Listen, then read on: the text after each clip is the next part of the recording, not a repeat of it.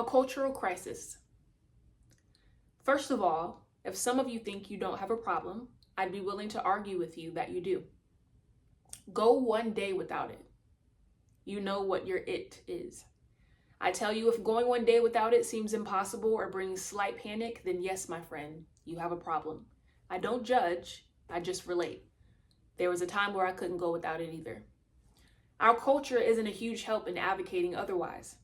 There's a stigma around not indulging into our pleasures, yet there's a stigma around those who do.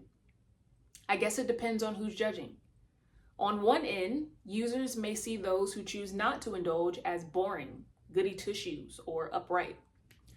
Non-users may see those who choose to indulge as immoral, unambitious, or out of control. In the grand scheme of things, drug and alcohol use has been outrageously normalized in Black communities as well as others, becoming the DNA of our lifestyles.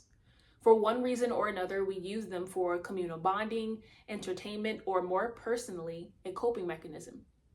They tend to symbolize, even in ancient times, significance, social status, or a means to be friendly and easygoing. But let's cut the culture and symbols and get a definition going here. Many don't like the word addiction because of its stigma, but for a moment, let's agree that stigmas don't exist in this letter. Having an addiction is defined as the following: exhibiting a compulsive, chronic, physiological, or psychological need for a habit-forming substance, behavior, or activity. With this definition in mind, I can make the valid point that addiction debilitates believers or weakens. It robs them of their power, often making them devoid of God's presence and faithless of His ability to fulfill our needs.